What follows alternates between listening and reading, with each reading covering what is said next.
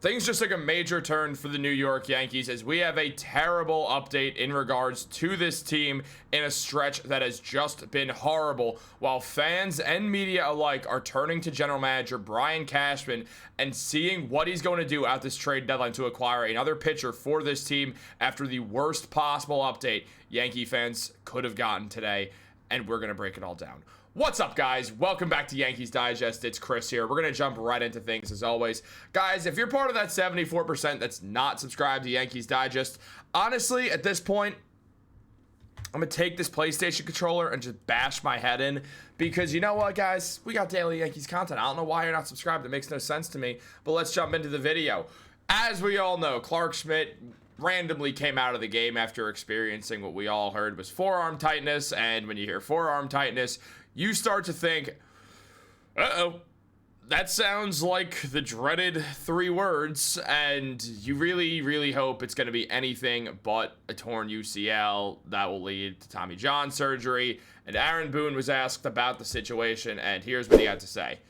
He's going to probably have to have surgery, likely Tommy John surgery. He's getting second opinions and things now, but not great news on that front, obviously. We'll see what goes on here in the next couple of days. That's what we needed right now. The New York Yankees are in one of the worst stretches that they've had in years. Aaron Boone is completely incompetent. Brian Cashman is not doing anything yet to fix this. And at the end of the day, we had one really good righty pitcher.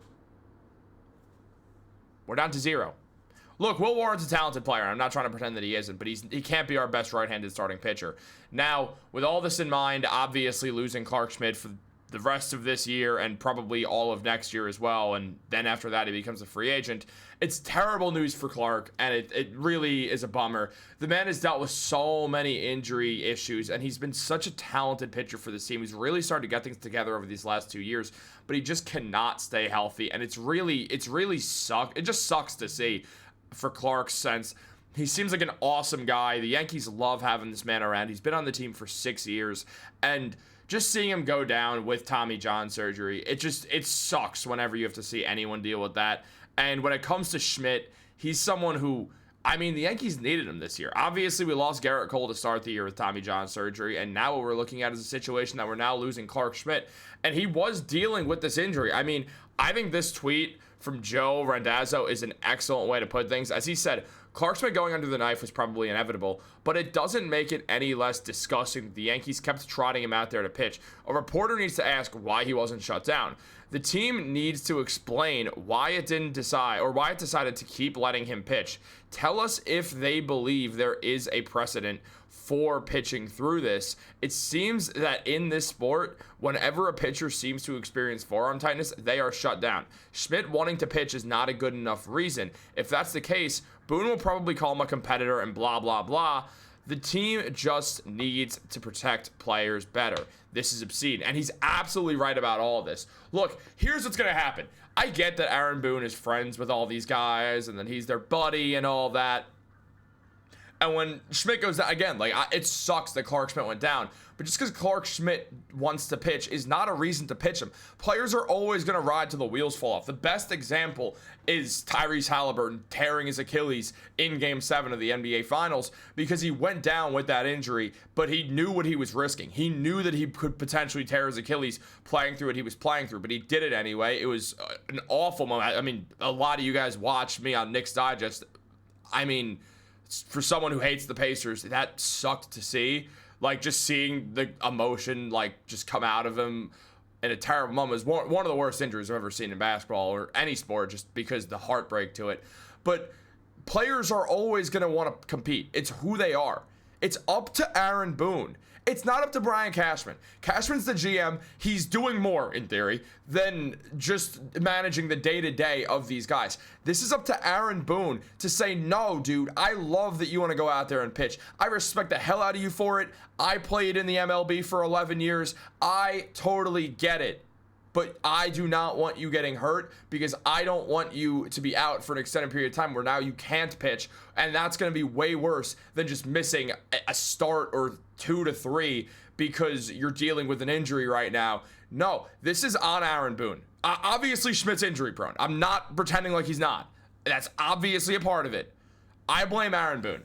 I think the way that Aaron Boone has managed this team since he got here is one of the key reasons why the Yankees have not won a World Series. I truly believe it. I think Aaron Boone is one of the worst managers in the MLB. I truly do. I think he's terrible at his job. I don't think he does anything, in fact. He just sits there and is friends with them. That's all he does. And I cannot stand watching him as he's just like, well, this guy's the best. He does this, that, and everything. Yeah, back your players. I'm not saying don't.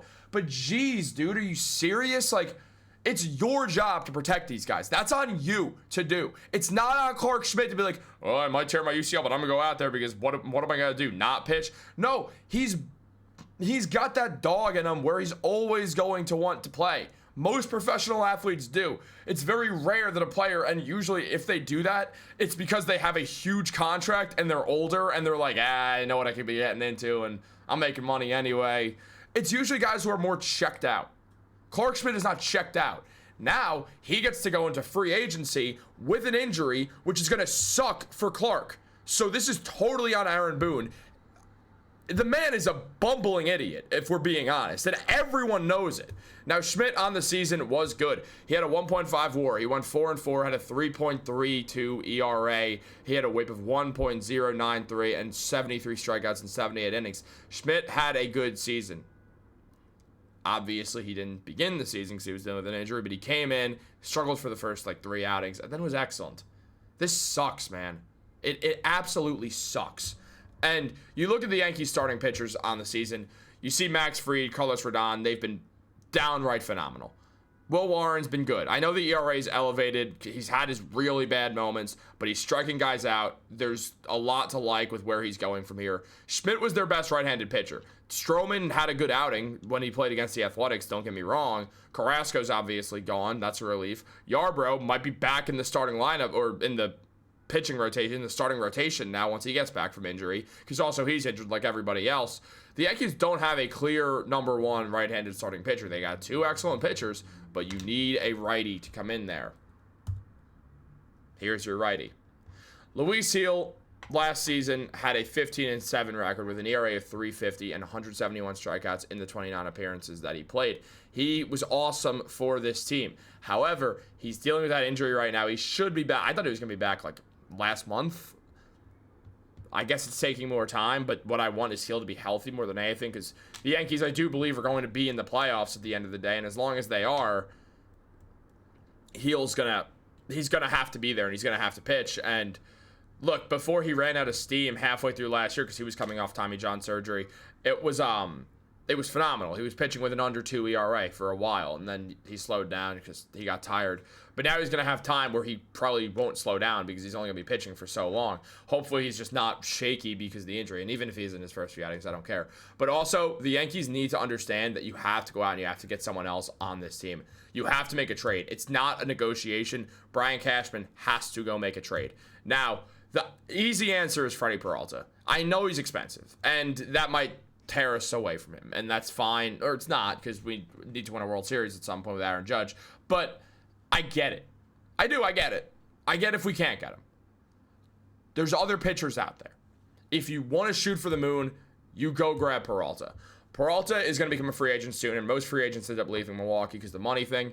And look, his ERA is a 2.91. He's downright nasty at pitching. We all know this about Peralta. He's got a 1.091 whip. The man is phenomenal. He's been there all 18 starts. He has 104 strikeouts in 99 innings. The man is nasty at what he does. And I think you go out and you trade for him. If you can't get him because the price is too steep, you go out and you find someone else.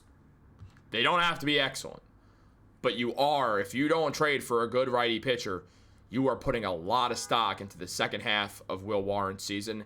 And you're also putting a ton of stock into Luis Gil coming back and being fully healthy and being great as well, which I believe in Gil. I'm a huge fan of Luis Gil. I think we should approach him with cautious optimism. But I don't see. I know we're 48-40. We have a winning record, but that's not the standard for Yankee fans, and it shouldn't be because we know better. And the way that we should approach Gil with cautious optimism, I'm not feeling very optimistic at all about the Yankees, and something needs to multiple things need to change. First of all, Boone has to be fired, but on top of that, you have to make other moves. You have to make a move. You have to do something. You have to get a third baseman. You have to get a better bullpen. You have to get another starting pitcher. You have to have an active trade deadline, or we're not winning again. And then Aaron Judge is going to be 34 on the Yankees and without a ring. So something to keep in mind. Guys, what do you think about all this? Let me know in the comments down below. Like this video, subscribe, turn on post notifications. Have a great day, everybody, and go Yankees. Why? Fire Boone, please. I cannot stand watching this man. I can't stand it. I really can't stand it. I don't know how anyone can. I really don't. I don't get it. Why? What is the point?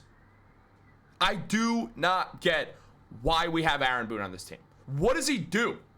Does he do anything? Outside of just be like, well, he's a great kid. Because he does speak like that. He speaks like Kermit the Frog. And, well, he's a good kid. And, I mean, he's one hell of a competitor. Well, it doesn't sound like a weird, messed up Rizzuto voice, but that was rude. I'm sorry, Aaron. I should not have said you sound like Kermit the Frog. I wish I didn't say that while recording. I'm still going to post the video, though, in fairness, because hopefully people don't see. Hopefully Aaron Boone doesn't see, but I don't think he's watching Yankees Digest. But I do think he should be fired. I'm not saying I can do a better job, but I don't see what he does.